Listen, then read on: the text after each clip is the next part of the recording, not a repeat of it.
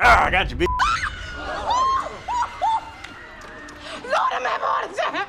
Damn, this is some scary shit. What's up, everybody? My name is Freeman, 2FreeOG, FreeOG, whatever you want to call me.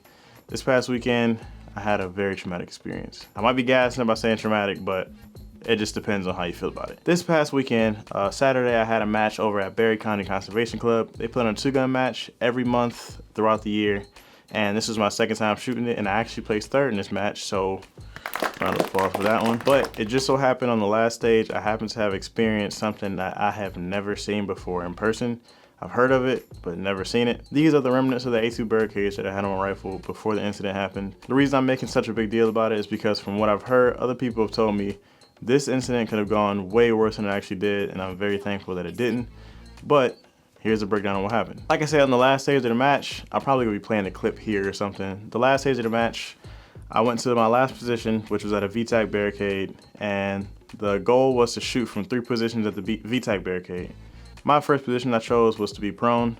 When you go into a VTAC barricade, if you're going to the prone, or any position honestly, whether it's a VTAC barricade or not, you usually don't want to stuff dirt into your muzzle when you're dipping down to go into the prone. And that's exactly what I did. And as you may know, a bullet comes out of that barrel. So a bullet needs to come out once that trigger's pulled. The only 2 ways that a gas can escape and a bullet can escape from the gun is either through the barrel or the ejection port. And from what people have told me, if this bullet hadn't gone out the barrel of the gun, the gas could have definitely blown up in my face out of the ejection port and the charging handle. So I'm very blessed that didn't happen. But with that being said, the bullet came out and destroyed the shit out of my A2 birdcage.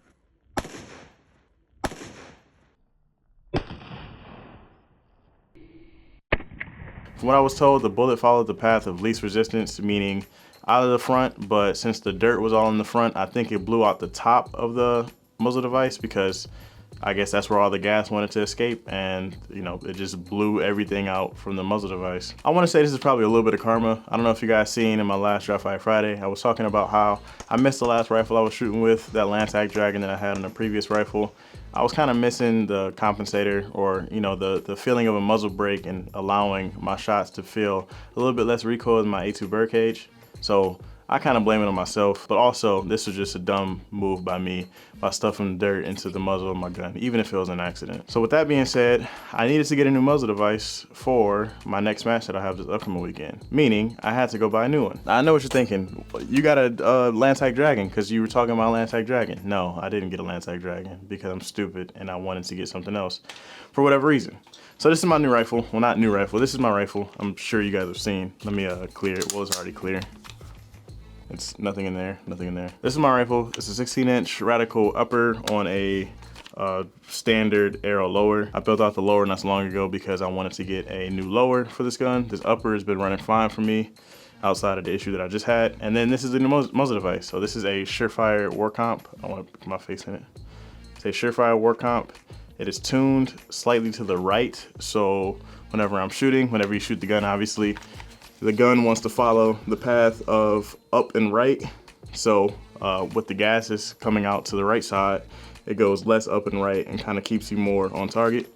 I did get a chance to shoot it once in the range and I like it. I haven't got a chance to run it fast though. So my next match is upcoming Saturday, which is Axe out in Bellevue, Michigan. I'll get a chance to run this rifle and it should work out pretty well for me. The reason I ended up going with a Surefire muzzle device instead of the Lantac Dragon that I initially wanted was because I want to step into the suppressor world at some point in time.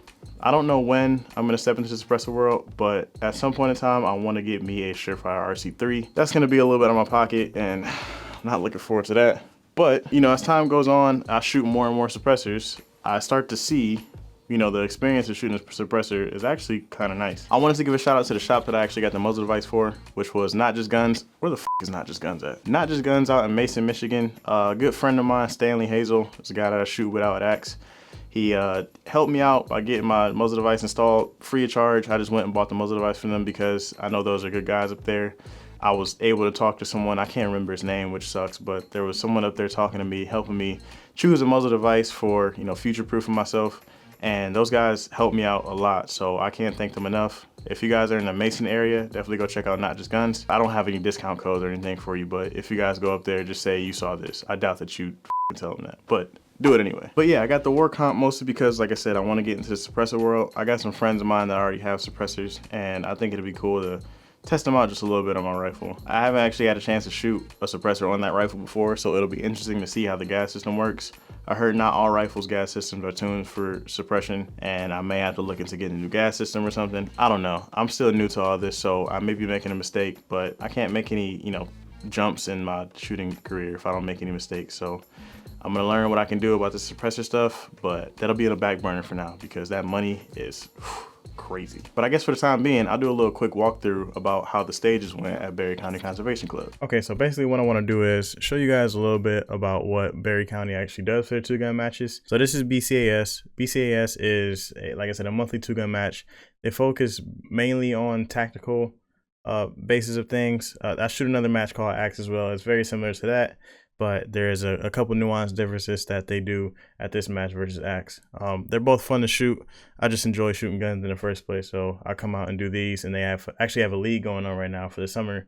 You win points based on the placement that you have throughout the year, and I'm currently in second place, so I may continue to go to them all just so I can get a good placement and see if I can take the whole thing with me. For this stage, I actually want to go through and just talk about this stage because this is the first ever blind stage I've ever shot. I've never shot a blind stage before, and they offered a blind stage this match.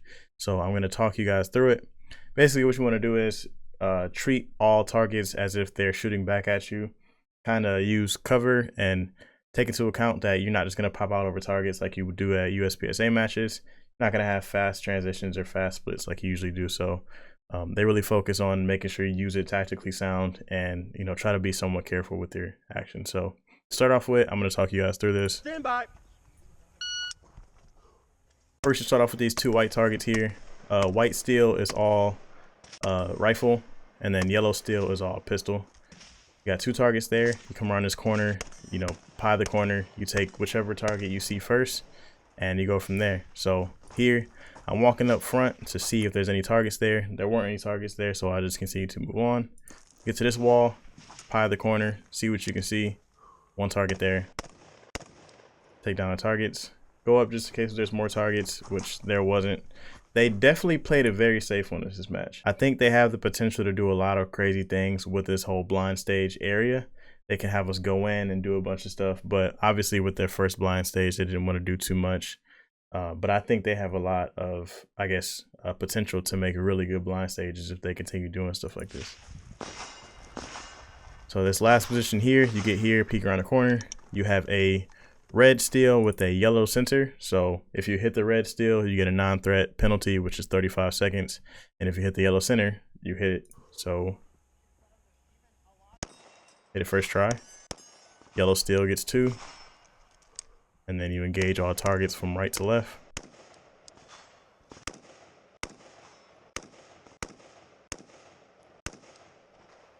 Continue pieing, see another target over here in the top. Same these targets here. I think I'm going dry at this point, so I'm going to do a reload.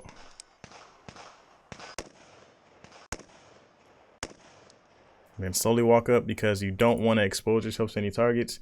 That's the difference between this match and Axe. In Axe, if you expose yourself too much to a target, you get, I believe, it's either a 10 or 30-second penalty for exposure of a target. The basic idea is you don't want to be seen first by a target. You want to be able to see a target first, and that's how the whole tactical thing works. So in this game, it's not really that strict, so you can kind of game it a little bit, but I also took this as if it was like a real life scenario, making sure I wasn't exposing myself to targets if I didn't need to.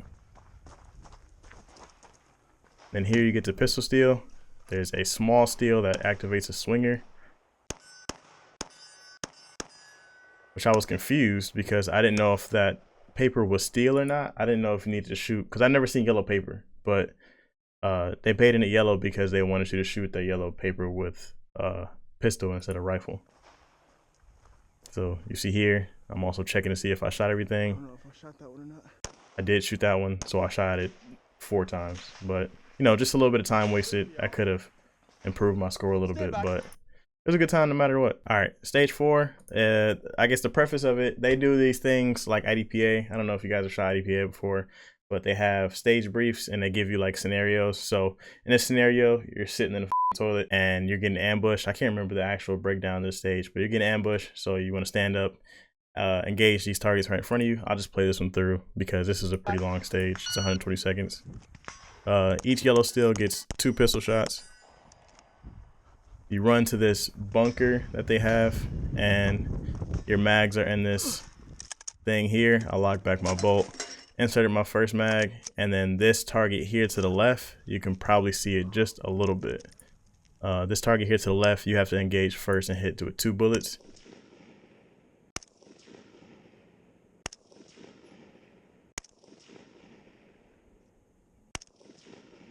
Am I hitting those? No. I was not hitting those. Hit it once.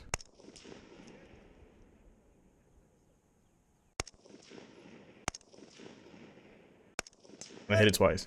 That steel was the hardest to hit because I want to say it was like the size of my head at maybe like 100 yards. And then from here, you wanted to shoot each target 3 times. There was a total of 8 targets. You want to shoot each target 3 times. I want to pause here for a second. You see my magnifier shaking? I had lost a screw earlier in the match, so my magnifier was everywhere, and I could not get it to stay still. But you'll see in a second, I actually just put it to the side, and I don't end up using it.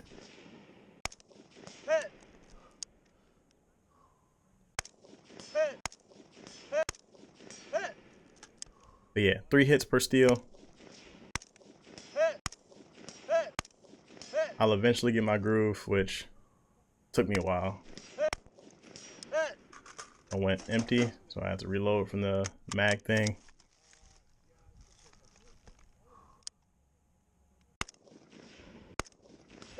You see my magnifier is flipped over here. It's like this section right here is missing a screw and it's just bouncing everywhere. So I could do this without a magnifier. I just was choosing not to. And then after you engage all 3 shots on each target from left to right, you want to go back and sweep the other way with 1 bullet on each target. So that's what I'm doing currently.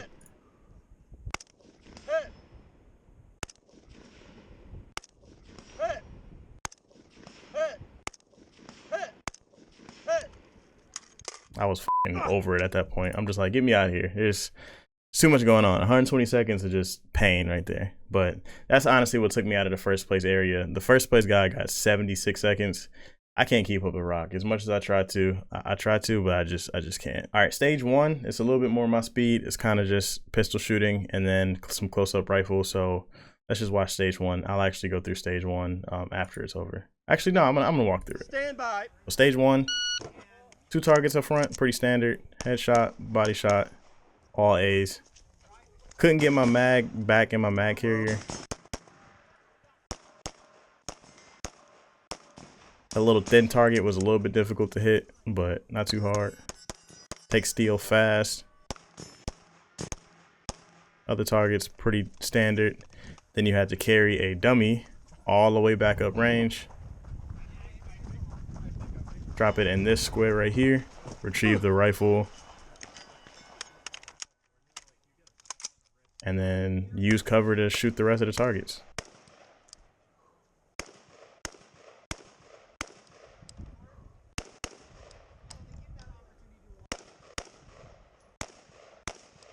Another pretty standard stage. Like I said, it's nothing too crazy about this stage, honestly. I like those type of stages because I could just run fast. I had a 49-40 before I had 5, points down. Just not, making careless shots into the 1 zone rather than the 0 zones on a lot of these rifle shots. So other than that, I'm really happy about the stage, honestly. And then stage 2 here is where I actually had to borrow a friend of my rifle, which is Doug. Once again, Doug, thank you very much for letting me borrow your rifle. I had to borrow his rifle because my rifle had an incident that you've seen earlier. So this is how stage 2 went the second time. Unloaded start. You got 2 coins to shoot. And then paper. I love pistols so much that whole section right there, it just feels good to just shoot pistol, honestly.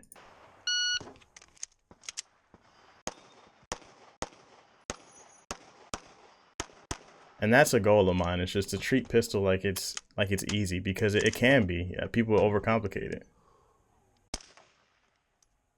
And then here, I think just shooting a suppressor for the first time honestly kind of threw me off. It's a whole different experience than shooting a loud A2 birdcage. So, you know, it was different, but I got the hang of it after a while. The one thing about Doug's rifle is that bitch is heavy as hell. So I was kind of not used to it. So I'm just carrying that thing like a damn baby. And as you can see here, I didn't stuff the muzzle in the dirt. You can't really see, but there's 2 targets downrange, as you can see on the left side over here. And you want to put 2 shots on them from 3 different positions in the VTAC barricade.